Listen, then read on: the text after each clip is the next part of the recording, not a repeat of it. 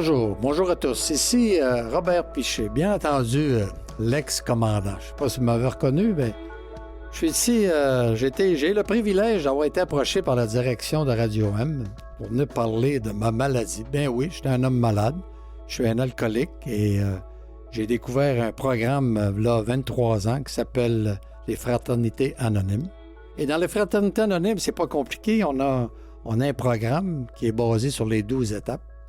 Et ces 12 étapes-là m'ont permis à moi, personnellement, d'être abstinent depuis 23 ans. Donc, j'ai le privilège, comme j'ai dit au début, qui m'a été offert de vous parler des 12 étapes, donc 12 émissions d'1 heure, qui va parler de chaque émission d'étape. Et aujourd'hui, on va parler de la première étape, vu que c'est la première émission.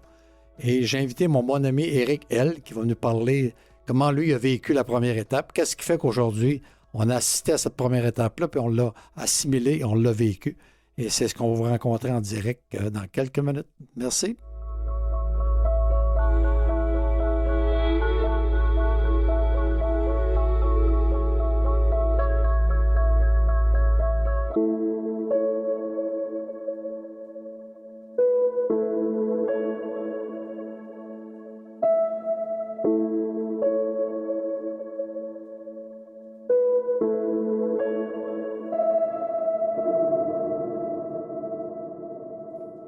Bien, bonjour Éric, L. Bonjour bienvenue, Robert. Je suis content que tu sois là. Tu es mon premier invité. C'est sûr et certain qu'on se connaît depuis quelque temps.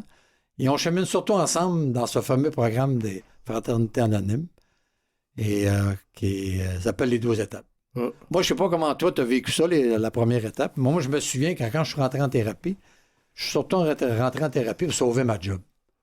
Fait que j'étais bien loin de comprendre c'était quoi les 12 étapes. J'étais même bien loin de comprendre que j'étais un alcoolique. Parce que moi, c'est le directeur de la clinique, quand il m'a accueilli dans son bureau, pour m'expliquer comment ça allait se passer, la thérapie. Parce que j'ai été amené à la thérapie à travers le service d'aide aux employés de ma compagnie. Et quand je suis rentré en thérapie, il m'a dit, vous savez, M. Piché, 99,9 des gens n'auraient pas fait ce que vous venez de faire. C'est ceux qui parlaient du fameux vol qui m'a fait connaître, le vol 236. Mais je pense qu'il savait de quoi il parlait parce qu'il était en train de flatter mon ego, mon petit côté égocentrique. Puis ça me met à l'aise tout de suite, ça, en vrai gars qui ne savait pas de quoi qu'il parlait. Ça m'a mis à l'aise, comme quoi il sait de quoi il parle, ce bonhomme-là, parce qu'il me flattait vraiment dans mon côté narcissique. Et j'ai dit, ouais, je pense qu'on va bien m'entendre avec ce monsieur-là. Puis il m'a pas laissé le temps de trop penser, puis il a fini sa phrase en disant, ben ça prenait un alcoolique pour le faire. Fait que là, je me suis dit, oui, il est peut-être bien sympathique, le monsieur, peut-être qu'il a une belle chat, mais de là à dire que moi, l'héros national, parce que j'étais l'héros national à ce moment-là, me dire à moi que j'étais un alcoolique, oh, c'est sûr que j'ai bu pendant 30 ans de temps. Moi, ma consommation a duré 30 ans. C'est sûr que je n'ai viré des bonnes. C'est sûr que les lendemains de veille, je me disais tout le temps, à soir, je ne boirai pas. Je me faisais des promesses d'ivrogne à moi et à mes proches. Mais il resterait toujours que je recommençais quand même, tu vois. De là à penser que j'étais un alcoolique dans ce 30 ans de consommation, il n'y a même pas une minute que j'ai pensé que j'étais un alcoolique. Puis qui plus est, mon père, moi, il était dans les Fraternités Anonymes. Puis quand la Fraternité Anonyme est arrivée des États-Unis, il était un des premiers à partir des groupes en Gaspésie pour qu'ils se rencontrent et qu'ils parlent de leur alcoolisme. Donc, j'étais très jeune dans mon passé. J'étais très jeune, mais au fait que c'était quoi les Fraternités Anonymes. Puis je comprends pas que quand je me suis réveillé à 25 ans, couché dans un banc de neige bien chaud, à 3 heures du matin en sortant d'un club, parce que j'étais tombé endormi dans le banc de neige. Quand je me suis réveillé bien gelé, j'ai pas pensé, peut-être que j'ai un problème d'alcool, peut-être que je pourrais prendre une thérapie, peut-être que je pourrais rentrer dans les Fraternités Anonymes. Je me suis jamais dit ça, parce que je pense qu'on est toujours dans le déni. Je sais pas si toi, comment ça s'est passé à ton début, pour essayer de découvrir comment tu étais alcoolique. Moi, comment tu as vu ça, toi? Ben, moi, la première étape, premièrement, c'est nous avons admis que nous étions impuissants devant l'alcool puis qu'on avait perdu la maîtrise de notre vie. Moi, j'ai touché à l'alcool. Moi, je viens d'une famille, là, des parents très amants. C'est pas dysfonctionnel du tout. Mes parents sont encore vivants. C'est drôle parce que d'habitude, ça vient toujours, on vient toujours d'une famille. Moi aussi, c'est pareil. Ma mère m'a aimé, mon père nous a tout donné ce qu'on avait, on manquait de rien. C'est ça. Mon père a été présent. Il venait me border jusqu'à l'âge de 12 ans, mais moi, j'ai touché à ça à 6 ans. Juste des petits fonds de bière, ces choses-là, j'ai pas aimé ça. Après ça, à 9 ans, j'ai sauté ma première brosse. Mais laisse-moi te couper 2 minutes. À 6 ans, tu dis que tu as commencé à boire à 6 ans? Ben, j'ai pas commencé, j'ai goûté. À goûter à ça. Ouais, mais c'était quoi ton idée? Est-ce que tu te souviens? Oui, c'était quoi l'idée de vouloir goûter à ça à 6 ans? Mes parents, les fins de semaine, ils recevaient des gens, puis ils jouaient aux cartes. Puis moi, je faisais le petit barman. Fait que je descendais en bas, j'amenais les bouteilles vides, il y avait toujours des fonds. Puis j'ai cliqué tout de suite, moi, que quand je les ai vus, il y avait le sourire, ça parlait fort, puis il y avait du fun. Fait que dans ma tête, ça a fait... Parce que moi, je sais aujourd'hui que les défauts de caractère, je les avais bien avant de boire. Que j'étais alcoolique avant même de goûter à l'alcool. Fait que c'était juste pour ça, mais finalement, quand j'ai attrapé un botch en buvant un bout de bière, ben là, ça bon, tu sais, j'ai pas aimé ça. Tu bossais un peu quand même à 6 ans. Oui. Ben, c'est drôle que tu parles de ça. Ça me rappelle que moi, j'étais un servant de messe quand j'étais jeune. Puis le curé, il prenait du vin blanc pour faire son histoire de... Ouais. Puis il restait tout le temps du vin dans les burettes. Puis avant, dans l'école, on buvait les burettes. C'est bien trop vrai. T'as bien trop raison. C'était sucré en plus, ça. Ouais. Ben, juste pour ramener ça, à 9 ans, ça a été ma première brosse avec du vin Saint-Georges. Tu te souviens de ça, la grosse? J'ai bu avec du bébé doc. J'étais malade, là. Le bébé doc, mon Dieu, ça me rappelle des vieux souvenirs. Oui, c'est ça. Ben, je voulais dire ça aussi. J'ai 53 ans aujourd'hui. Puis moi, à 12 ans, j'ai vraiment commencé à prendre de l'alcool. À toutes les semaines. En petite quantité, là, c'est pas, tu sais. Puis à toutes les semaines, à partir de l'âge de 12 ans, puis mon verre du matin, j'ai commencé à 15 ans. Moi, je me levais pour aller à l'école, là, puis je shakais. Fait que j'ai commencé à prendre une bière ou deux avant d'aller à l'école pour tout apaiser ça. Puis, moi, tu parlais de ça tantôt. Moi, j'ai fait 13 thérapies, excuse. J'ai fait 13 thérapies. Les 12 premières, c'était pour faire plaisir à mes parents. C'était pour sauver de la prison, sauver de la cour m'envoyait. La 13e thérapie, je l'ai faite pour moi. Ah, c'était à bonne. Ça a été à bonne. Le 14 septembre 2021, ma femme, j'avais 2 petites jumelles. Moi, pendant la première année qu'on a eu les jumelles, je consommais. Je n'étais pas capable d'arrêter. C'était dans le COVID. Je n'étais pas capable. Puis, j'ai abdiqué rendu le 14 septembre 2021. Je suis rentré en thérapie. Puis, en rentrant en thérapie, je l'ai fait. Mais t'avais été mis au fait quand même... bien avant ça, si tu as fait 13 thérapies, tu connaissais déjà les étapes en partant. Oui, moi, j'ai connu j'ai connu Fraternité Anonyme à l'âge de 16 ans. Puis la graine a été semée quand même dans ma tête. Mais à ce moment-là, il te parlais-tu des étapes? Oui. Je parlais des étapes, mais je les écoutais pas. En thérapie, non, dans les meetings? Dans les meetings, les deux. Alors, les deux, je faisais des meetings.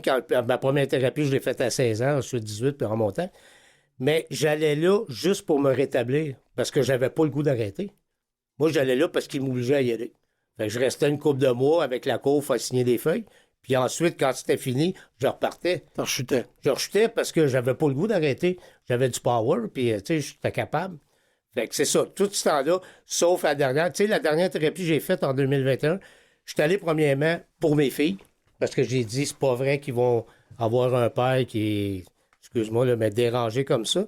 Puis ensuite, durant la thérapie, j'ai transféré ça envers moi. Je me suis dit, garde, je vais le faire pour moi pour être bien pour mes filles. Mais c'est là que j'ai été. Puis je suis arrivé, puis j'ai sorti de la thérapie, puis pendant 1 an, je l'ai faite par mes propres moyens de ne pas boire. J'ai pas fait de fraternité, puis j'ai mangé de la garnotte. Ça a été extrêmement difficile. Ah, mais il faut que tu sois accompagné, c'est sûr. C'est ça. Mais même moi, le fait de comprendre les étapes. Hein? Puis il faut que tu passes les étapes, il y a une chronologie là-dedans. C'est pour ça que l'émission de balado s'appelle La quête vers la sobriété avec Robert Piché, parce que c'est une quête. C'est un travail de tous les jours, 24 heures à la fois. Puis tu n'as pas le choix, il faut que tu fasses la première, la deuxième, jusqu'à la 12e en ordre chronologique. Tu peux pas dire j'ai fait ma deuxième puis je tombe à la 11e étape. Non. Ça ne marchera pas parce qu'il y a une méthode, il faut que tu suives la méthode. Puis dans les méthodes, tu as les 12 étapes. Bien, comme tu dis, tu sais, dans les fraternités, on a notre méthode. Puis moi, mes rechutes, je suivais ma méthode. Ouais. Je rechutais. Puis comme tu dis, il faut que tu sois accompagné. Moi, je vais en parler. C'est un mode de vie spirituel. Fait que moi, il faut que je sois accompagné d'une force. Je parle pas de religion, là. Je parle d'une quête spirituelle avec ma puissance supérieure, avec le nous. Quand je dis le nous, c'est les fraternités. Moi, je suis pas capable. Pendant 1 an, j'ai mangé de la garnotte. Puis à partir de l'an passé, je suis revenu d'en haut. Ça l'a adouci. Tu connais, je ne compterai pas ma vie, mais j'ai eu les 16 derniers mois qui ont été difficiles. Pas pour la consommation. Moi, j'ai demandé à mon Dieu de m'enlever la soif, puis j'ai plus soif. Aujourd'hui, j'ai plus soif du tout. Mais les épreuves continuent. Toi-même, tu me dis, moi, j'ai consommé 30-50 ans, puis je peux pas me rétablir en 6 mois. Tu sais, la traversée du désert va continuer quand même. C'est pas parce qu'on arrête de boire que la vie vient rose puis qu'on n'a plus de problème. Ben, c'est un peu le problème qu'on a avec les étapes. Tu sais, comme moi, on chemine beaucoup dans toutes les fraternités anonymes, puis on fait beaucoup de meetings, puis on rencontre beaucoup d'alcoolique. Puis c'est ça qui est le problème. C'est que les 12 étapes, les gens ne veulent pas embarquer parce qu'il y a un effort à faire. Il y a un travail à faire quand même. Tu vois? Mais souvent, moi, quand je suis rentré en thérapie, je pensais qu'elle allait me donner une petite parole magique, mon problème allait être réglé, que j'allais avoir blâmé le monde, toute la gang, puis j'allais être capable de passer à travers sans problème. Mais c'est pas tout à fait de même que ça se passe, parce que les étapes, il faut que tu les travailles une à la fois, puis tu n'as pas le choix. Puis la première étape, on va y revenir, c'est nous avons admis que nous étions impuissants devant l'alcool et que nous avions perdu la maîtrise de votre vie. Tu comprends? Moi, comme je te disais tantôt, quand le directeur m'a traité d'alcoolique, m'a fait comprendre que j'étais un alcoolique, tout de suite, je suis rentré en thérapie de reculons avec un déni. Dans ma tête, j'étais pas alcoolique. Moi, j'étais pas un pas pareil, parce que j'ai rencontré les autres personnes qui étaient avec moi dans la thérapie, puis je m'associais pas à ce groupe-là. Fait que moi, j'étais un pas pareil, puis j'étais dans le déni de dire, mais je suis pas alcoolique. C'est sûr que je viens ici pour sauver ma job, mais je vais, comme tu viens de dire tantôt dans ton témoignage, je vais faire ce qu'il y a à faire pendant le 8 semaines que ça va durer. Puis dans la 8e semaine, je rechuterai ma manière comme je voudrais rechuter, mais je n'étais pas convaincu que j'étais un alcoolique. Puis je trouvais que j'avais pas d'affaires là, mais je faisais ce qu'il y avait à faire pour sauver mes acquis que j'avais eus dans mon travail. Fait que moi, quand je suis rentré, puis on commençait à parler de la première étape, il dit, il faut que vous admettiez que vous êtes impuissant avec votre substance. Ils ne sont pas si pires, les frères dans le temps d'année, mais ils ne me demandent pas d'arrêter, ils me demandent d'admettre. Moi, en vrai menteur professionnel, je peux bien admettre ce que je voudrais. Je peux bien admettre ce qu'ils veulent, mais admettre ce qu'ils veulent que je sauve ma job. Je dis, oui, j'étais un alcoolique, j'ai levé la main, oui, je suis un alcoolique. Mais le thérapeute qui est en avant, là, il sait bien trop ce qu'il était en train de dire. On est toute une gang de menteurs. Lui, il sait bien trop, dans la première journée de thérapie, là, que tout le monde sont dans le déni, puis tout le monde ne veut pas être là. Mais ils sont là pour une raison, comme tu disais tantôt. Soit tu le vois pour tes parents, pour ta conjointe, tes enfants, ou ton patron, peu importe, mais il restera toujours que tu es dans le déni par-dessus la tête. Puis c'est un peu comme moi que j'étais. J'ai dit, je ne suis pas un alcoolique, mais je vais admettre que je suis un alcoolique. Moi, jouer le jeu. Tu vois? Puis là, d'un coup, le thérapeute, sur un tableau, il commence à expliquer, ça, c'est la première moitié de la première étape. Il dit, il commence à expliquer que l'alcoolisme, c'est une maladie mentale. Il t'explique que plus que tu bois, plus que tu viens obsédé, plus tu es obsédé par ton prochain verre, plus tu es obsédé par ton prochain verre, plus que tu vas le faire, plus tu vas en boire, plus tu vas en boire. C'est un cercle vicieux. Puis il disait que ça prenait 15 ans à faire ça prenait 15 ans de vie pour faire un alcoolique. Moi, j'ai bu 30 ans, donc je me considère comme j'ai 2 vies d'alcoolique dans le corps. Tu sais. Mais là, ça fait 45 minutes que je suis en thérapie, moi, là. Je suis l'héros national. Écoute bien, là. Là, je suis un alcoolique malade mental. J'ai dit, ça va bien mon affaire. Que ça va être dans 8 semaines, quand on va finir ma thérapie, on va sûrement voler de mes propres ailes, ça c'est sûr et certain. Ça n'aura plus besoin d'avion. Ça n'aura plus besoin d'avion, ça va faire un jeu de mots, tu sais. Mais c'est ce que je pensais. Je dis, dans quelle gang que je suis tombé là? Puis c'est ça le problème de vouloir arrêter de consommer quand tu ne sais pas en partant que tu as un problème de consommation. Puis quand tu ne sais pas en partant qu'est-ce qu'il faut que tu fasses pour t'en sortir, puis tout le travail qu'il y a à faire, après un coup, tu as décidé, quand tu l'étais alcoolique, tout le travail qu'il y a à faire, c'est dur, tu vois.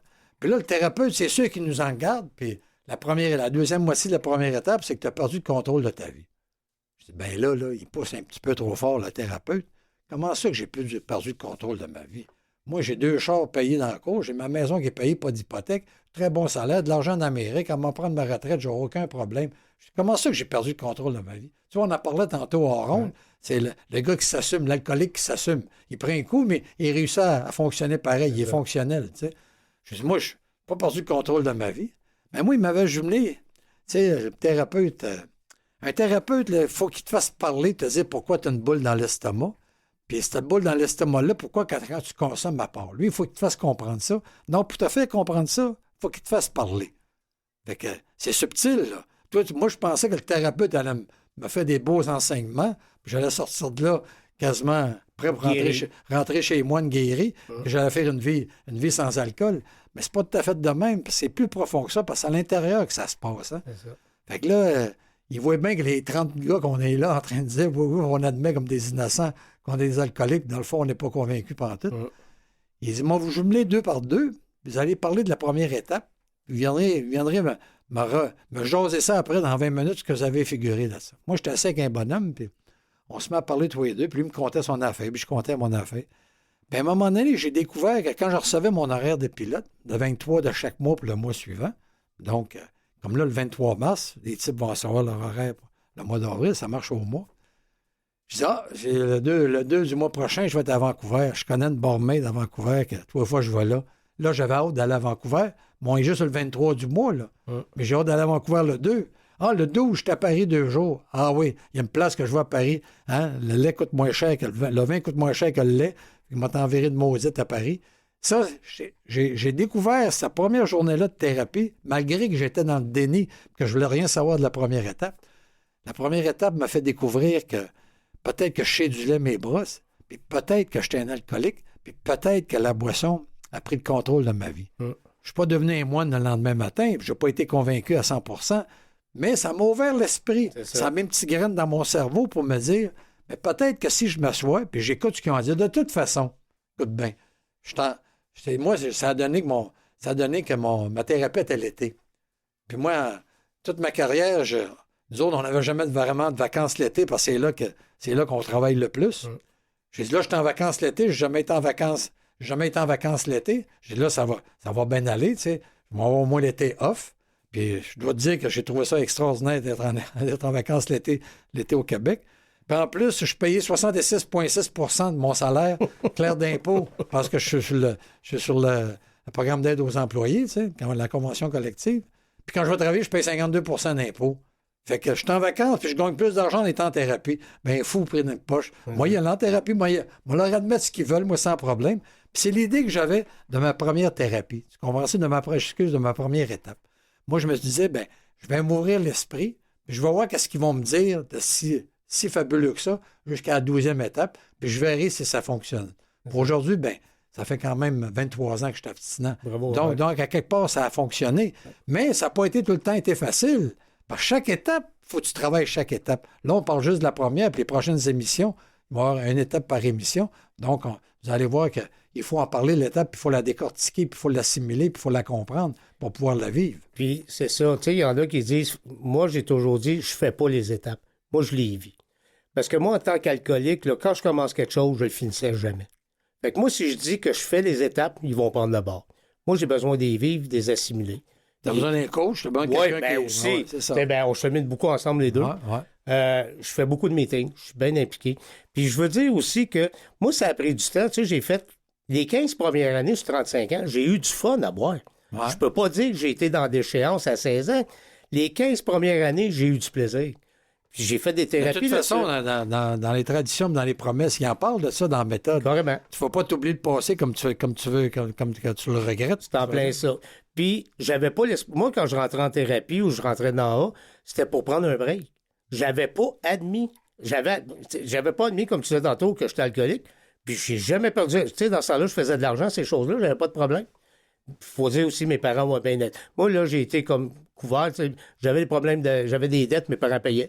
Tu sais, ça a marché de même. Mes parents étaient à l'aise financièrement. Puis, OK, il y a des gens qui leur ont dit, ben arrête. Tu sais, ils m'ont donné ils ont fait ce qu'ils pensaient qui était bon. Mais je le dois ma vie à mes parents là, dans la vie d'aujourd'hui. Ils m'ont toujours... Tu sais, j'ai fait 12 rechutes. Puis là, aujourd'hui, ça fait 2 ans et demi, à peu près, je suis revenu d'en haut. Puis mes parents sont encore là. Je connais plein de monde, moi, qui après une rechute, là, les parents sont plus là, les enfants sont plus là. Moi, je suis bien entouré de ma famille. J'ai une copine qu'on chemine ensemble. Puis en plus de ça, je suis dans le nous. Je suis carrément dans le nous avec... Je fais beaucoup de... je fais beaucoup de fraternité, là.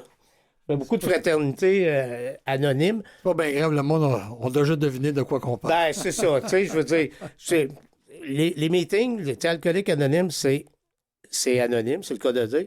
Mais moi, si je participe à cette émission-là, j'ai aucun problème. Premièrement, les gens qui m'entourent sont bien contents que je consomme plus.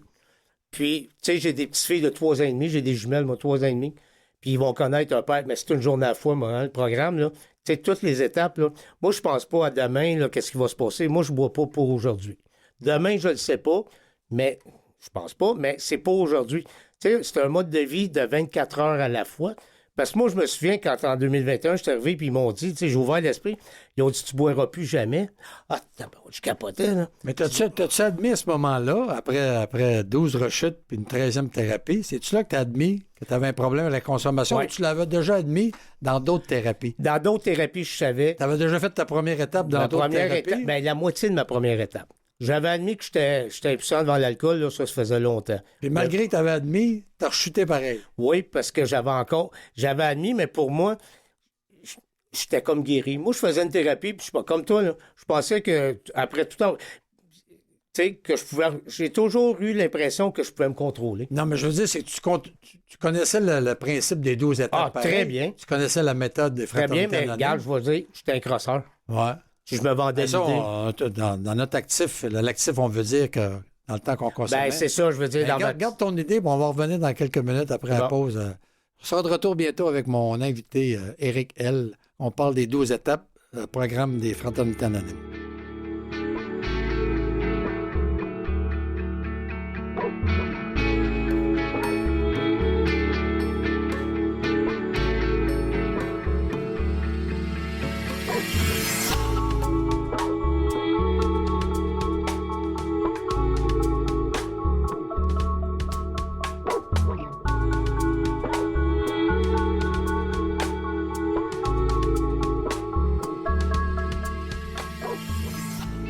Bonjour pour le retour. On est toujours en compagnie de mon invité Éric L. Vous êtes au balado La quête vers la sobriété avec Robert Piché. Ben oui, l'ex-commandant, c'est moi en personne. Moi, Éric, on parlait des 12 étapes avant la pause, puis tu as déjà été confronté à la première étape dans tes autres thérapies, mais tu n'as jamais accroché. Non, j'ai jamais accroché. Tu étais capable d'admettre, mais tu consommais pareil. Je consommais pareil. Tu rechutais pareil. Oui, je rechutais parce que je savais que j'avais un problème d'alcool, mais je pensais que je le maîtrisais quand même. Tout en... C'est pour te dire que c'est fort pareil. Quand on parle d'une maladie mentale, l'alcoolisme, selon les experts, c'est une maladie mentale. Oui. On va en donner des exemples au cours de l'émission. Là. Mais c'est pour te dire que c'est fort pareil. Oui. Parce que tu es une personne intelligente, un gros travaillant, une personne sensée quand tu ne consommes pas. C'est ça. Puis il reste toujours que malgré ça, tu admettais que tu avais un problème de substance, mais tu disais que tu pouvais avoir le contrôle quand même. C'est ça. Puis juste pour te dire, tu sais, je faisais une couple de mois d'infraternité. Là. Je consommais pas, mettons, c'est allé peut-être jusqu'à 1 an. Mais quand je recommençais, là, tu sais, je revenais, une semaine après que j'avais pris ma première gorgée, je revenais exactement où j'avais arrêté. Ouais. Tu sais, mais je comprenais pas. Tu sais, je revenais que je buvais beaucoup par semaine. Mais pour moi, je me contrôlais. C'est ma maladie qui faisait, la maladie mentale, l'alcoolisme, qui faisait que je croyais que je l'avais pareil. Parce que moi, il faut que je dise aussi que, tu sais, malgré toutes les affaires que j'ai faites sur l'alcoolisme, aussitôt je prenais une gorgée, j'oubliais tout ce que j'avais fait avant, puis je vivais pour l'alcool. Mais ça, c'était pas... Malgré que tu connaissais déjà... Tu sais, moi j'ai été proche des fraternités anonymes quand j'étais jeune, mais je connaissais pas l'histoire des 12 étapes. Ça, je suivais mon père des fois dans les meetings, mais... J'étais trop jeune pour comprendre c'était quoi la synergie de tout ça, mais je savais que mon père ne buvait pas quand il allait là. Fait que c'était ça que je voyais. Mais j'ai jamais été confronté aux étapes vraiment, à savoir c'était quoi les étapes, qu'il y avait un cheminement, puis qu'il y avait une chronologie, peu importe comment il fallait faire avec ça. Puis c'est pour ça que quand j'ai été confronté à la première étape, c'est d'admettre. J'ai été surpris parce qu'il ne me demande pas d'arrêter, il me demande d'admettre. Donc, je peux admettre ce que je veux. Mais tu sais, dans mon actif, moi, j'étais un spécialiste manipulateur, spécialiste menteur, mais pas juste avec mon entourage, puis avec mes amis, puis avec le monde autour de moi. J'étais un spécialiste menteur et manipulateur avec moi-même. C'est ça. Mais ça, tu t'en rends pas compte quand tu es dedans. Puis c'est pour ça que je me disais, je peux bien admettre ce qu'ils veulent, puis je verrai après, quand ce sera le temps, quand la thérapie sera finie, puis je serai tout seul dans ma chambre d'hôtel à l'autre bout du monde. Ben, j'achèterai 3-4 bouteilles, j'enverrai une maudite. Je reviendrai au Québec, ni vu ni connu. Tu comprends? Ben moi, quand je faisais mes thérapies, là, moi aussi, tu sais, j'étais là parce que j'étais obligé.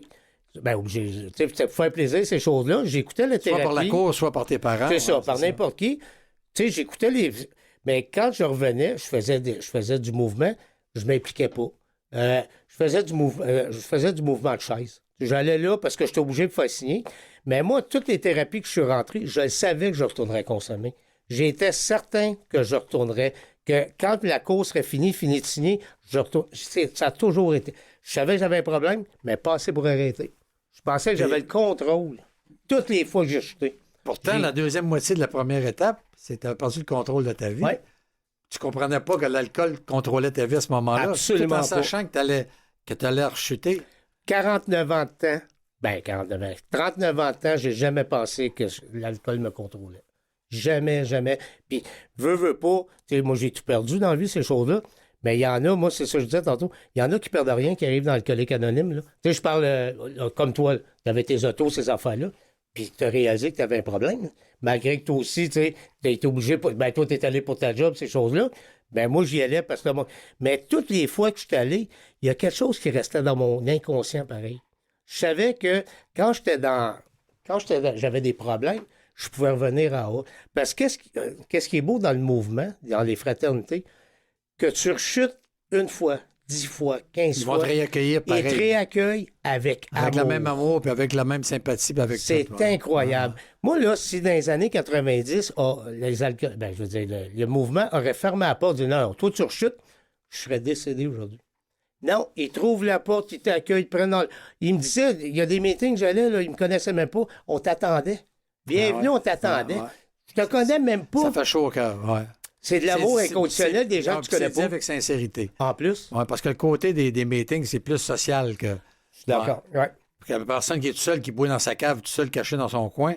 Mais au moins, quand il sort, il va dans un meeting, il rencontre. Mais tu sais, je t'écoute parler, puis ça me rappelle des souvenirs. Tu dis que moi, j'avais rien perdu quand j'ai déclaré mon alcoolisme. Mais il resterait toujours que moi, je me suis ramassé en prison. Ouais. Tu comprends? Puis quand je me suis ramassé en prison, je suis sorti de là, j'avais tout perdu. Mais malgré là, je prenais encore un coup parce que quand je suis sorti de prison, j'étais obligatoirement à jeun pendant 1 an et demi. J'ai fait 1 an et demi, moi, aux États-Unis. Et j'aurais dû me dire, si j'avais pas été alcoolique, j'aurais jamais pensé de reprendre un verre en sortant. Mais les deux choses qui me préoccupaient quand j'allais sortir, ce que j'avais hâte, c'est prendre un coup et aller trouver une femme. Mais c'est complètement débile. Tu viens de faire 1 an et demi en prison, faut te reconstruire ta vie, puis les deux choses que tu penses dans ta tête, c'est de courir une femme, puis de trouver une femme, puis aller prendre un verre, tu vois. Puis je me souviens, la première bouteille de vin que j'ai bu une gorgée, 2 gorgées, puis j'étais tellement pas habitué de boire que ça rentrait pas. Pourquoi je suis pas arrêté là? Pourquoi quelqu'un m'a pas dit, il faut t'admettre que tu as un problème avec ta consommation, qui est la première étape. C'est pour ça que la première étape est faite comme ça. Puis ils ne nous demandent pas non plus d'arrêter, parce que si tu demandes à un alcoolique, si tu dis à un alcoolique quoi faire, c'est sûr qu'il le fera pas. Tu comprends? Il faut que tu sois un petit peu plus subtil. Fait que lui, il dit, faut que tu arrêtes. Faut que tu t'admettes que tu penses que tu as un problème avec ton contrôle sur ta boisson. Moi, j'ai jamais pensé à ça quand je suis sorti de prison. Pourquoi? Après ça, comme tu dis tantôt, ma consommation a commencé à augmenter puis à augmenter. Mais c'est là que j'aurais dû arrêter puis continuer. J'avais déjà un fonds de fête d'1 an et demi, mais j'avais fait aucun meeting, aucune démarche. Je n'avais pas rencontré personne, je n'avais pas de parrain, je n'avais pas un conseiller pour me donner un coup de main pour que je puisse continuer. Fait que finalement, j'ai perdu le contrôle par après, tu vois. Mais moi, la prison, ça a été... Je me suis fait mettre en prison, c'est sûr. J'ai fait un crime, j'ai fait une connerie. Mais c'est mon état de consommateur qui m'a dit, oui, tu vas faire ça. Parce que si tu es censé, il n'y a pas un homme sur la terre qui va faire ce que j'ai fait pour me rembourser en prison. La boisson te change l'idée, te change tes idées. Puis le côté insidieux de la boisson, ça te donne raison que ce que tu es en train de faire qui n'est pas correct, elle te donne raison que c'est correct ce que tu es en train de faire. C'est complètement débile. Ouais. C'est de là la maladie mentale qu'on ne veut pas se rendre compte. Tu parles de prison. Moi, là, j'ai fait 1 an là, sans faire de meeting. Puis, il s'est passé un événement avec la mère de mes enfants. Puis, en tout cas, il s'est passé quelque chose. Je suis rentré en dedans. J'ai fait de la prison. Puis, c'est vraiment le 6 octobre 2022. Ça fait 1 an là, que je ne consomme pas. Mais je fais aucun meeting. J'ai pas de notes. J'ai pas de Dieu. J'ai rien. Sur 24, je suis le seul qui ne consomme pas en prison. Il y a un gars qui est dans ma cellule 14 heures par jour, il consomme ces choses-là. La première journée, je suis rentré en dedans, je me suis mis à genoux. C'est drôle, Dieu il est revenu, là. Puis j'ai vraiment fait ma première étape complète le 6 octobre 2022. J'ai dit, oui, j'admets que j'ai un problème. Tu l'as fait sans aide, tout seul à genoux dans ta cellule. Oui, parce que là... Tu avais besoin d'aide. J'avais besoin d'aide. Tu avais besoin de parler à quelqu'un. C'est ça. Quelqu'un qui est plus grand que toi. C'est en plein ça. Puis c'est la seule parce que j'avais demandé... des livres. Tu sais, j'ai rien eu en prison, là. Fait que je t'ai laissé à moi-même, puis les autres consomment, puis ils ont essayé que je consomme, je sais pas consommer. Je me suis mis à genoux, j'ai dit, mon Dieu, garde aide-moi, là. Puis j'ai admis que j'avais perdu. Tu te retrouves en dedans, tu te retrouves en prison, c'est parce que tu as perdu la maîtrise de ta vie, là. Ouais. Quelqu'un de normal, il va pas en prison. Tu sais, je vais te dire bien franchement. Puis moi, je suis allé en prison, c'est à cause de l'alcoolisme. Ouais. C'est pour ça que je me suis retrouvé en prison, là. Mais l'alcool prend le contrôle de ta vie. Carrément. Moi, je me suis rendu compte qu'en 30 ans de consommation, là, j'ai eu des décisions importantes, soit professionnelles, soit personnelles ou soit familiales à prendre. Puis je me rends compte que dans ces 30 ans de consommation-là, si j'avais pas eu le problème de l'alcoolisme, la maladie de l'alcoolisme, je pense pas que j'aurais pris les mêmes genres de décisions. Sûrement pas. Mes décisions auraient été différentes, c'est sûr et certain. Mais ça, tu le sais pas quand tu prends les décisions à ce moment-là. Puis je me rends compte qu'en 30 ans de consommation, je faisais rien s'il n'y avait pas d'alcool. J'allais pas dans une activité qui n'y avait pas d'alcool. Il fallait qu'il y ait de l'alcool à l'activité. Tu sais, je dis souvent à la farce, moi, j'aimais bien manger une pizza puis prendre un verre de vin. Ça finissait toujours par 2 bouteilles. Mais il resterait toujours que, est-ce que j'avais envie de manger une pizza pour me déculpabiliser parce que je savais que j'allais prendre du vin, ou je voulais prendre du vin, puis pour prendre du vin, ben, je me commandais une pizza parce que ça allait ensemble. Ouais. C'est pour te dire que c'est là la maladie mentale de la maladie. Tu sais, on dit perdre la maîtrise de ta vie. Moi, là, je me souviens, je coupe plus loin, là. Moi, j'ouvrais une bouteille de vin, une bouteille de 40 onces, whatever. J'étais le bouchon. Quelqu'un, là, qui va ouvrir un 40 onces, il prend un verre, il remet le bouchon, puis il serre. J'ai jamais pris une bouteille de verre, mettre le bouchon, mettre dans le frigo. Fallait que je passe au travers. C'est pas normal. Tu sais, tu prends une coupe, 2 pour manger. Je parle des gens normaux. Moi, il fallait que je vois les fonds. C'est pas normal que je jette les bouchons. Fait que je le savais déjà que je perdais la maîtrise de ma vie, mais l'alcool était plus fort que mon mental. Non, mais est-ce que tu y pensais vraiment que tu avais perdu la maîtrise de ta vie? Pas sur le moment. Pas sur le mais moment. le lendemain, ben, c'est pas moi. C'est les gens alentour qui disaient. C'est ça. C'est les gens qui me le remettaient d'en face. Ils essayaient de te convaincre, mais tu n'étais pas convaincu pour Pas en autant. tout. Pas en tout, Et parce que je disais, c'est normal de jeter les bouchons. C'était normal pour moi. En gars intelligent, que les gens autour de toi te faisaient réaliser que tu avais perdu le contrôle de ta vie, est-ce que tu te posais la question, est-ce que j'ai vraiment perdu le contrôle de ma vie? Ou ben non, tu disais, tu ne sais pas de quoi qu'il parle. Non, ben absolument Une gang pas. de jaloux. Ben, ça me fâchait. Ah oui? Vous me mêlez de quoi? Je trouvais Ça que te fâchait sans raison. Ah oui, ben, il rentrait dans ma vie. J'ai pas de problème, tu sais, parce qu'il me mettait face à Un ma alcoolique, il ne faut pas maladie. te dire quoi faire. Ben non. Ouais. Puis il me disait, inconsciemment, je le savais peut-être, mais il me mettait en pleine face que j'avais perdu la maîtrise de ma vie, puis j'étais un alcoolique. T'es qui, toi, même dans ma famille? Fait que ça me fâchait. Mais, puis il avait raison. Aujourd'hui, je le sais. Mais dans ces moments-là. Mais pourtant, tu as suivi 12 thérapies quand même avant. 13 thérapies. À la 13e, tu as compris. 13e, ouais. Mais tu en as suivi 12 pareil avant d'être capable de parler comme tu parles présentement. Mais 12 pour faire plaisir.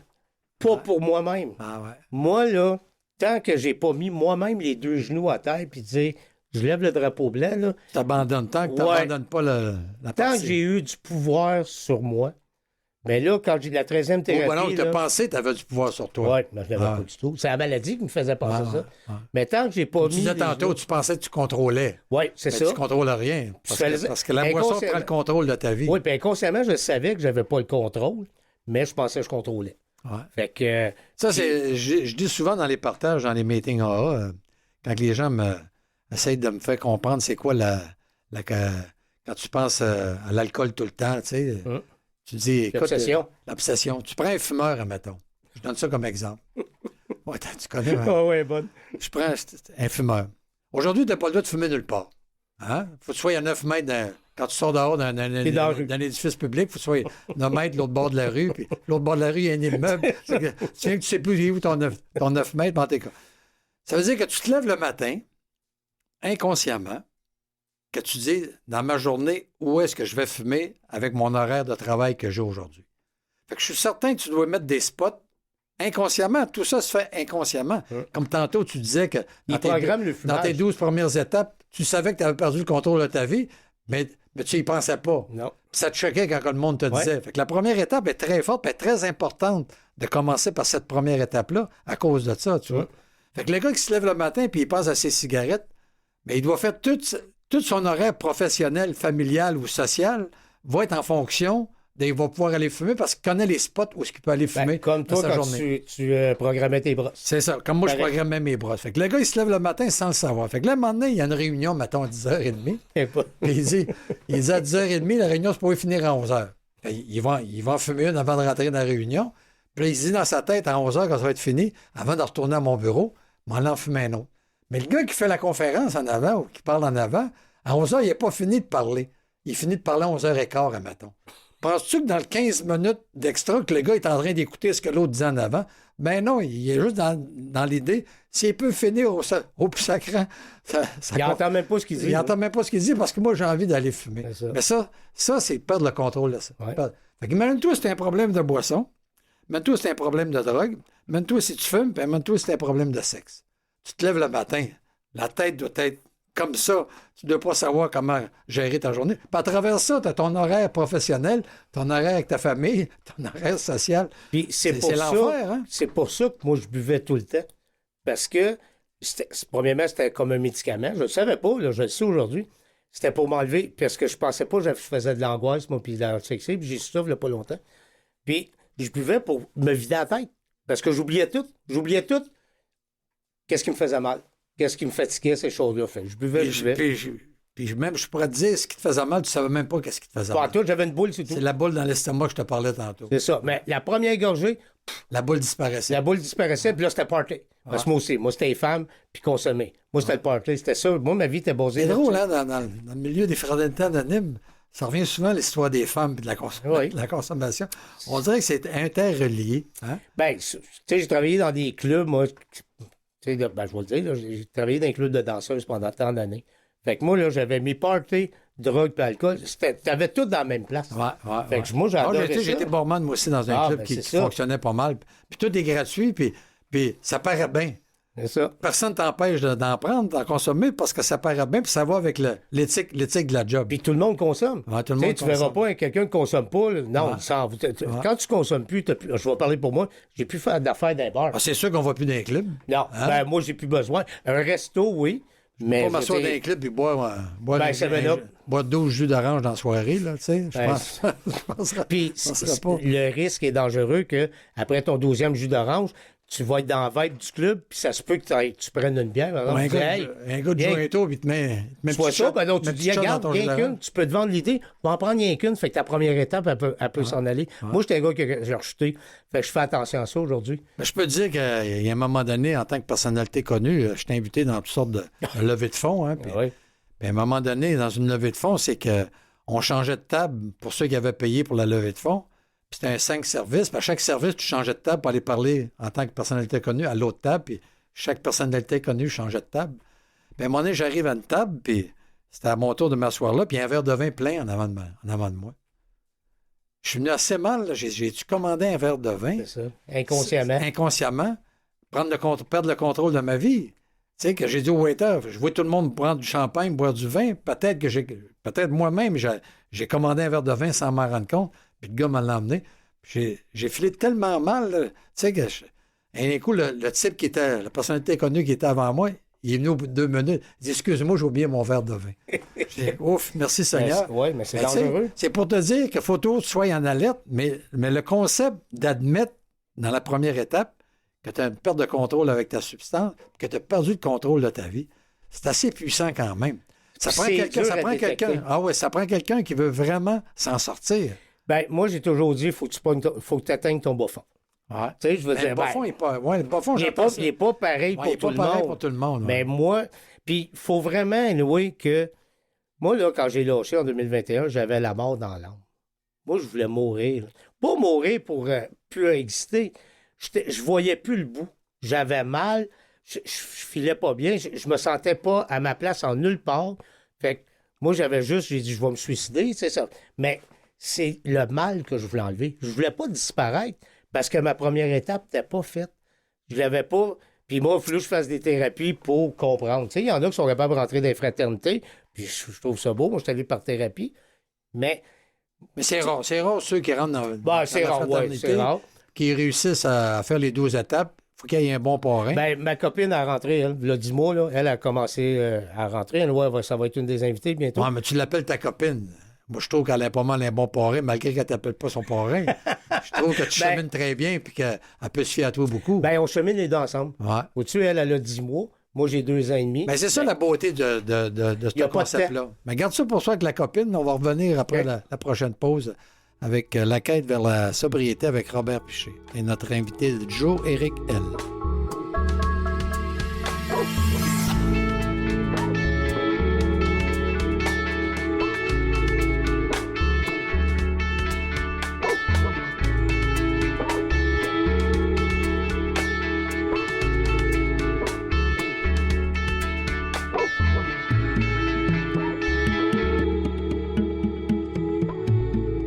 Oui, tu parles, on est revenu. Bonjour tout le monde à la quête vers la sobriété avec Robert Piché. Mon invité, Éric L.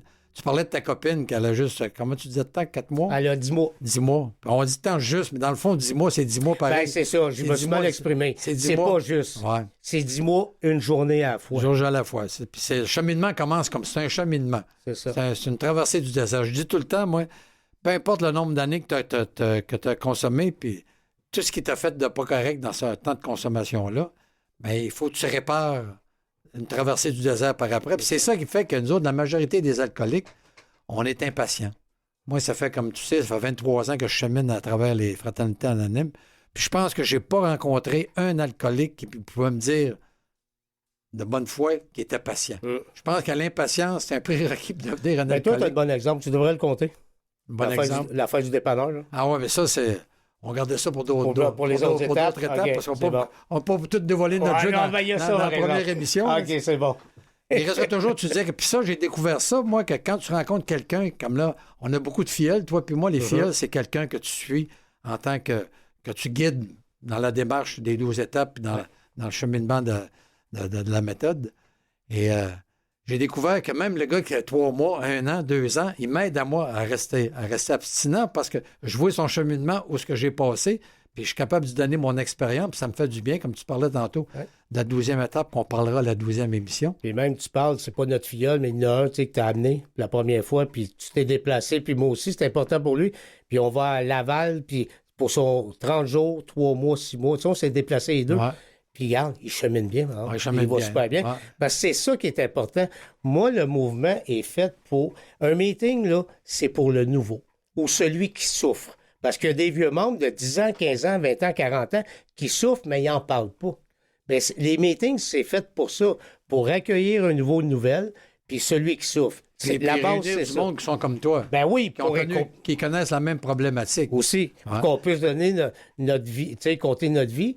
Puis eux, parce que moi, mais par contre, j'aimerais que, tu sais, c'est pour ça que ce balado-là, quand j'ai été approché par la direction de Radio M, c'est pour ça que j'ai accepté de le faire, ces 12 étapes, parce que bien souvent, on n'entend pas parler des étapes directement dans les meetings. Jamais. Puis il y a des parrains qui n'en parlent pas d'étapes. Ceux qui supervisent des filleuls, qui n'en parlent pas d'étapes. Puis je trouve que c'est très important, comme on parle depuis quasiment 1 heure de la première étape, puis c'est primordial que tu fasses ta première étape pour, tu sais, admettre, puis après ça, que tu as perdu le contrôle.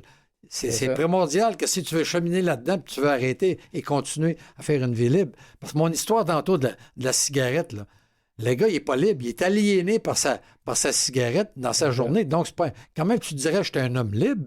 Tu n'es pas libre parce que c'est la cigarette qui te mène. Fait que là, si tu mets la boisson à travers ça, la drogue, les pilules, le jeu, la secte, le gars, il vient qu'à un moment donné, il ne sait pas où aller. Tu comprends? Fait c'est juste que la cigarette, c'est sûr qui... Ça n'altère pas son comportement, tandis que l'alcool et la drogue, oui. Ouais. On tombe dans un monde euphorique, puis là, on perd jusqu'à blackout. La cigarette, tu sais... Oui, mais tu sais, c'est pas pareil comme l'alcool. Non, c'est pas aussi direct. C'est pas aussi direct parce que c'est nocif. Aussi fort, tu sais. Ouais. Mais ton cœur se met à pomper un peu plus. Ah, ben oui. Quand les gars disent « Je vais fumer une bonne cigarette », c'est un peu paradoxal.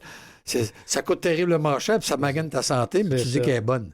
C'est un peu comme nous autres qu'on n'est pas capable d'avouer dans la première étape qu'on a un problème avec notre substance. C'est exactement pareil. Puis as-tu déjà pensé pourquoi que tu n'as jamais été capable d'avouer dans tes 12 premières thérapies d'admettre que tu avais un problème avec ta substance? Parce que je croyais que j'en avais pas. Carrément. Ben moi, je pense que je croyais, moi, personnellement, je pense que je voulais pas arrêter. Ben moi non plus, j'aimais ça. Parce que c'était tellement impliqué dans ma vie que je pouvais pas arrêter. Malgré que des fois, je buvais 4 bouteilles de vin à moi tout seul, ça n'a comme pas de bon sens. Tu comprends? Ma femme allait se coucher et elle me laissait tout seul dans le coin comme un innocent. Puis j'étais un innocent. Tu sais? Mais comment ça fait qu'avec l'intelligence que je peux avoir, la petite intelligence que je peux avoir, je n'étais pas capable de comprendre ça? C'est parce que je n'ai jamais été capable d'admettre que j'étais impuissant dans ma substance et que j'avais perdu le contrôle de ma vie. Puis moi, je ne l'admettais pas parce que moi, la base, c'était le party puis avoir du fun. Puis moi, à jeune, ça se faisait avoir du fun, pas. il y a une raison pour avoir du fun. Oui, bien c'est ça. Ben, moi, c'est parce que je travaillais dans un club. Fait que moi, si je ne voulais pas, je travaillais plus dans un club, j'avais plus ça. C'était vraiment là, le tourbillon. Même si j'étais malade le lendemain, je me levais là, avec la barre dans le front. Garde. Puis bien souvent, je me suis dit, regarde, je ne boirai pas aujourd'hui. quand je travaillais un peu, là, j'étais pas le plus grand travailleur, mais je travaillais un peu. Puis rendu au soir, j'avais oublié là, que j'avais fait une promesse, une promesse d'ivrogne, là, j'en ai fait toute ma vie. Aussitôt, le problème d'un club, c'est que tu consommes quand tu travailles, puis quand tu travailles pas, tu vas dans un club de tes chums, qu'eux autres travaillent, puis ils te payent la bière, comme toi, tu vas leur payer quand les autres vont venir dans ton club. En plein ça. Fait que t'es sur la brosse 7 jours par semaine. Tout le temps. Puis en plus de ça, on se prenait pour d'autres. On allait dans les autres clubs, il y avait des files d'attente. Puis là, c'était notre chum, fait qu'on passait en avant de tout le monde. Hey, tu te prenais pour d'autres, mais à te voir la manière colorée que tu es habillé, je pensais pas que tu te prenais pour d'autres. Pour ceux qui connaissent Éric L, ils savent qu'il y a un genre de je suis un excentrique. Un peu spécial, mais ça te va très bien. Fais-toi-en pas. Merci. C'est une force que je fais. Mais avant, faites-vous-en pas, j'avais les cheveux colorés. Là. J'avais 7-8 couleurs. C'était un autre précepte de l'alcoolique. C'est ça. Moi, quand je t'ai vu la première fois, je t'ai jugé tout de suite. Je disais, y a-tu vu l'énergumène, le clown qui s'en vient là? Puis aujourd'hui, on est rendu deux grands chums, puis on chemine ensemble. C'est pour ça que le préjugé, on va en parler dans une autre des émissions, que le préjugé fait partie prenante de l'alcoolisme. Ben, tu parles juste de préjugés. On va en reparler, mais ce sera peut-être pas moi. Mais moi, tout ce que je juge, ça m'est revenu d'en face. Dans ma vie, là, tout ce que j'ai jugé, là, ça m'est revenu d'en face. Il faut faire attention au jugement. Je parle pour moi. Là. Qui qu'on est pour juger? Ben, justement, je suis qui, moi? Surtout, on va parler d'alcoolique. Moi, un alcoolique qui arrive, là, puis ou ben non, quelqu'un qui rechute, je ne jugerai pas quelqu'un qui rechute. J'ai rechuté dans ma vie. Parce que des fois, il y a des hommes, des femmes qui n'ont jamais rechuté, puis ils vont juger. Elle ne juge pas ça. Parce qu'il y en a qui rechutent, puis ils vont mourir. Ils ne reviendront jamais d'infraternité, puis ils en meurent. C'est dangereux. Moi, c'est drôle, quand quelqu'un m'approche qui a rechuté, c'est le contraire qui se passe dans moi. Peut-être que je suis trop impliqué dans les 12 étapes, puis je suis bien. Puis on n'est jamais trop impliqué. Dans ma méthode.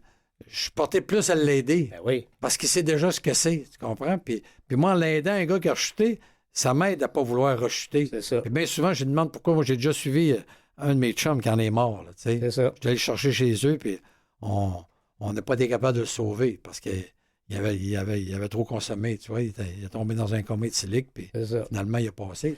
Mais il reste toujours que ça m'aide, moi, à faire cette 12e étape-là, aller voir quelqu'un qui a rechuté, mais s'il avait admis, si on avait pu lui dire, admets que tu as un problème, mais admettre, l'affaire, c'est que tu amènes le concept dans la première étape. Je considère que quand tu admets que tu as un problème avec ta consommation, il faut être de l'humilité. Il faut être de l'humilité et de la rigoureuse honnêteté avec toi-même. Ça prend du courage. Parce que si tu n'as pas de rigoureuse honnêteté avec toi-même puis tu n'es pas assez humble pour dire, parce que tu le sais, là, tu n'auras plus de party. Parce que toi, tu as le party, c'est de la boisson. C'est égal à de la boisson. S'il n'y a pas de boisson, je ne vais pas ce party-là. Tu comprends? Puis aussitôt que tu n'es pas honnête, ça l'amène à la rechute. Moi, mes rechutes, c'était parce que je n'étais pas honnête. Puis, tu sais, j'aide beaucoup les jeunes. Moi, ceux qui rechutent, ça m'attire encore plus, sous le sens que moi, je sais ce qu'ils vivent. Puis moi, j'ai fait des tentatives de suicide avec mes rechutes, là, ça m'a amené à des tentatives de suicide. Fait que tu sais jamais si tu vas revenir. Fait que c'est pour ça que j'accompagne. Puis si rechute, c'est de valeur, mais tu sais, je suis toujours là. Moi, j'ai pour ça que tu l'accueilles sur le retour. Oui. Je vais toujours être là. Mais tu leur parles-tu de la première étape, comme toi, la difficulté que tu as eue dans tes 12 premières c'est la première affaire. La première thérapie? Toujours. Ouais. Je parlerai pas de Dieu en partant au puissance supérieure. Ouais. Il n'est pas là. Il n'est pas rendu là. Ouais. C'est garde. Premièrement, il y a une étape, tu vas en parler plus tard dans le balado, dans les autres semaines. C'est, tu sais, tu rentres dans une fraternité on t'accepte, là, si tu as un désir d'arrêter de boire. Ils ne te demandent pas, il faut que tu arrêtes de boire. Ils disent, ça prend un désir d'arrêter de boire. La seule condition pour être membre d'un groupe, c'est d'avoir le désir. Tu peux en boire plus puis rentrer dans le... Regarde, on va t'accueillir. Parce que tu arrives... Bien souvent, les nouveaux, ils arrivent maganés. Puis ça se tient, là. Avoir le désir d'arrêter de consommer et d'admettre que tu as un problème avec ta consommation. Ça va ensemble. Mais c'est ça la synergie de ce programme-là. Puis de cette méthode-là, tout se tient, tout se suit, tout est ensemble. Nos fondateurs, ils ont fait un travail hors pair. Moi, je dis que Bill W. et Dr. B, les fondateurs des Fraternités anonymes, moi, je pense que c'est deux extraterrestres, ces gars-là. Ils ont dû souffrir terriblement. Il y a un film, d'ailleurs, fait sur leur vie. Là. Puis quand tu regardes le film, tu vois, ils ont souffert terriblement pour en arriver à concocter quelque chose qu'aujourd'hui... Après, tu sais, ça a été inventé en 1935. Depuis tout ce temps-là, ils ont sauvé des millions de personnes.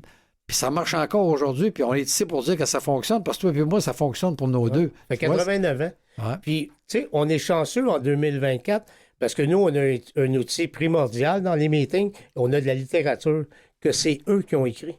En 1939, ça a commencé. Fait que là, on arrive, on a juste à lire. Eux, il a fallu les 100 premiers membres des fraternités d'alcooliques anonymes ont écrit ces livres-là. Ouais. Regarde, nous, là, je dis pas c'est facile de s'en sortir, mais parce que l'outil primordial, c'est beau faire du meeting, mais il faut que tu fasses de la lecture aussi. Ouais. En tout cas, je parle pour moi, là. Moi, j'ai besoin... Parce que c'est très difficile pour une personne, peu importe la personne à quel niveau qu'elle est au point de vue professionnel, familial et social, c'est très difficile de dire j'ai un problème de consommation puis je vais arrêter. Puis bien souvent, tu dis si j'arrête, ça veut dire que je n'irai pas travailler, moi peut-être bien perdre ma job. Si j'arrête, ma femme va peut-être me divorcer, les enfants ne me parleront plus. C'est très difficile. C'est pour ça que la première étape, moi, je trouve que c'est un vœu d'humilité, puis c'est un vœu de sincérité. Hein? Oui. Tu vas être sincère, honnête avec toi-même pour dire ben j'ai un problème, puis j'ai perdu le contrôle, puis je veux arrêter. Puis tu réalises que tu es fatigué. Ouais. Tu es au bout du rouleau. Ouais. Puis t'as encore une petite étincelle dans le cerveau qui dit, garde, je veux vivre. Puis encore là, toi, tu nous as fait 12 étapes. Ouais. Puis tu me parles de même aujourd'hui à ta 13e étape, tu me parles comme un vieux membre de 40 ans. Ouais. Puis dans le fond, tu as 1 an, 2 ans et demi. 2 ans et demi. 2 ans et demi de fête, tu vois. Ouais. Comment ça t'a pris tout ce temps-là à comprendre? Tu sais, c'est pour te dire, c'est pas un affaire qui se fait en une semaine. Bien, puis c'est comme tu dis, cette maladie-là, c'est la seule maladie qu'on ne sait pas qu'on est malade. On sait pas qu'on est malade, ouais. Pour ça que j'ai duré toutes ces années-là. Même toi, tu as consommé 30 ans. Ça fait longtemps là, que tu es alcoolique. C'est pas dans ta 30e année que tu es devenu alcoolique. Comme moi, c'est pas à 35e année. Ça faisait longtemps que je buvais démesurément. Sauf que, regarde, je m'en suis jamais aperçu. C'est une maladie qu'on se rend pas compte. Puis on en dérange du monde. Pourtant, t'envoies du monde, c'est ça. Tu envoies du monde qui quitte ta table, qui ne veulent plus te parler, puis ils t'invitent pas d'importer parce que tu vas être le trouble à fête. C'est ça. Ou tu vas tomber endormi à 2 h du matin, bien chaud. Ou tu te bats, ou tu cherches la chicane, ou tu cherches la chicane. Fait que, tu sais, je me retrouvais tout seul. Bon, c'est pas grave. Ben, je buvais tout ça. Tu sais, j'ai pas allumé de dire, je me retrouve ça, comment ça fait, je bois tout ça. Non, je buvais. Ouais. Moi, là, je pouvais, une nuit de temps, je buvais, là, j'allumais la TV, là. Je l'écoutais pas. J'étais devant, puis je buvais. Je suis dans ma tête. C'était vraiment... J'avais un besoin de boire. Plus rien qui se passe autour de là. Absolument rien. Absolument rien. Silence radio. Oui. Ouais. Puis c'est une maladie mentale. Moi, je le sais que... Moi, j'ai une maladie mentale qui est l'alcoolisme. Tu sais, c'est une allergie physique. Tu sais, c'est très bien décrit. On est dans le DSM. Tu sais, je veux dire, la maladie est là. Ben oui. Fait que... Tu sais, c'est prouvé, ces choses-là. C'est ça qui est un peu du problème quand on dit que c'est une maladie mentale et physique. Physique, ça peut toujours passer, mais physique, t'es pas attaqué comme on vient de dire. C'est une maladie qu'on sait pas qu'on est malade. On n'est pas attaqué physiquement. C'est pas comme un cancer. À moins que tu tombes avec une cirrhose du foie, bien ça va te prendre 40 ans avant d'y arriver. Mais il reste toujours qu'au début, tu penses pas que c'est une maladie, tu sais. En plus, ben, on dit une maladie mentale après. Ben non, je suis pas un malade mental, moi, je suis un pilote d'avion, voyons. Mais tu sais, à quelque part, on a 2-3 exemples qu'on a donnés depuis tantôt. C'est que la maladie mentale est là pareil. Puis même dans mon cheminement, moi, là, je parle quand je consommais, on appelle ça le delirium tremens. Ça, c'est un genre de psychose parce que tu as trop bu, tu te retrouves à l'hôpital, puis tu es perdu. Puis quand tu le vis, tu sais que tu es malade. Mais en sortant de là, j'avais oublié ça, que je reconsommais à boire. Tu sais, puis ça va loin, là. Ouais. Tu te retrouves en psychiatrie. Tu peux être... Donc, ça t'a jamais amené à admettre que tu avais un problème avec ta boisson? Jamais, puis ça va loin, là. Tu te retrouves à l'hôpital. Parce que tu vois, à cause de la boisson... Quand tout ce temps-là, tu pensais pas que tu avais perdu le contrôle de ta vie. Absolument pas. Malgré que tu te ramassais dans... Pour te dire que la première étape est primordiale. Elle est vraiment primordiale pour un alcoolique toxicomane. Bien, comme je te dis, c'est pour ça que moi, je vais parler pour moi, j'ai toujours rechuté. Tant que j'ai pas fait ma première étape depuis le 6 Tant que tu n'as pas été sincèrement honnête avec toi-même. Tu sais, notre méthode, là, dans les premiers paragraphes, ils disent 3 fois honnête. Regarde, moi, j'ai été malhonnête, tu sais, tout le temps que j'ai cheminé avant là, 2 ans et demi, ça m'a tout amené une rechute. Ouais. Puis, je faisais pas les étapes. Tu sais, je vivais pas les étapes. Moi, je les lisais par cœur. Je savais tout ça par cœur, mais je les vivais pas. Moi, là, je voulais rien savoir de Dieu. Puis, fait qu'on va en parler dans les prochaines semaines, là, les autres étapes. Mais j'ai jamais accroché à ça. Moi, je faisais du meeting de chaise parce que j'étais obligé de faire du meeting. Mais inconsciemment, ça m'a aidé pareil. Parce que je suis revenu quand même. Tu sais, j'ai décidé de refaire une autre thérapie pareil parce que je connaissais le il y avait une graine de planter. Puis je connaissais l'amour qu'il y avait dans les meetings. Ben moi, je vais te dire, quand je suis sorti de thérapie avec mon histoire de 10 ans, parce que moi, je m'étais dit, dans 10 ans, je vais recommencer à consommer. Parce que j'étais dans le déni, quand j'ai expliqué au début. Mais j'ai fait du meeting pendant 10 ans, mais j'ai pas vraiment fait les étapes. Mais moi, j'ai commencé à faire les étapes après 10 ans d'abstinence. Hey. T'imagines? Pourtant, j'étais un drag drunk, dans le sens que je buvais pas, mais j'avais encore le même comportement d'un gars qui consommait. Je n'avais pas changé ma manière de vivre, tu vois, ce qui vient avec la méthode, ce qui vient avec les 12 étapes. C'est que si tu veux devenir libre, heureux et en santé, il faut que tu fasses les 12 étapes, tu n'as pas le choix. Ta première était ferme, c'est tout. Ouais. Non, la première, je l'avais expérimenté en thérapie, mais je ne l'avais pas adhéré. C'est ça. Tu comprends? C'est pour ça que je me disais, ben voyons, ça... Puis là, à un moment donné, j'ai compris, à force de faire du meeting, à force d'écouter des gars parler en avant, donner leur histoire, puis à force de me contrôler des gars comme toi, puis la patente, je me disais, mais peut-être qu'il faudrait que je commence à faire ma première étape. Puis c'est là que j'ai commencé à faire les étapes. Puis c'est là que ma vie a changé, puis mon comportement a changé. Tu comprends? J'avais comme pas le choix, tu sais. Ben, je trouve ça le fun que tu dises ça, parce que tu sais, c'est bon que ça t'a pris 10 ans, mais t'as resté quand même, puis t'as commencé. Ouais. L'important, c'est de commencer. Ouais. Peu importe quand tu commences, l'important, c'est de te donner à fond dans le mode de vie. Tu sais, puis il ne nous reste pas grand temps, mais je vais relire la première étape pour que les gens puissent s'associer à ça. Nous avons admis que nous étions impuissants devant l'alcool. Ça, c'est la première moitié de la première étape. C'est là l'humilité que ça te prend pour l'admettre. Et que nous avons perdu la maîtrise de notre vie. Donc, il faut que tu sois sincère. Il faut que tu sois sincère pour admettre que tu as perdu le contrôle de ta vie. Ben oui. Puis n'oubliez pas, si vous avez des questions à poser, n'importe quand, on peut répondre aux questions. Le numéro de téléphone pour les AA, c'est 514-374-3668. 514-374-3668. Ça termine notre première entrevue, notre première rencontre avec les 12 étapes du programme d'aide des fraternités anonymes. Puis je pense que j'espère qu'on a réussi à faire comprendre aux gens qu'il faut que tu sois vraiment honnête avec toi-même pour admettre que tu as un problème avec ta consommation. On ne te demande pas d'arrêter. Puis d'être vraiment sincère pour dire que l'alcool a pris le contrôle de ta vie. Si les gens peuvent faire une petite réflexion chez eux, s'asseoir 2 minutes, puis penser juste à la première étape, s'ils sont adhérents à ça ou pas. Tu vois, s'ils peuvent admettre qu'ils ont un problème, s'ils peuvent dire qu'ils sont sincères, que ça a pris le contrôle. Puis de venir nous visiter dans les meetings. Ça ne coûte rien. Ça coûte rien. Tu peux te présenter. Tu n'es pas bien, tu peux t'en aller. C'est un mouvement qui c'est libre. C'est ça. Tu vas dans un meeting ouvert, il n'y a aucun problème. C'est libre. Fait que tu viens, tu n'es pas bien, tu repars. Sinon, on va t'accueillir. Donc, ça conclut notre première émission du balado La quête vers la sobriété avec Robert Piché. Encore une fois, merci Éric L.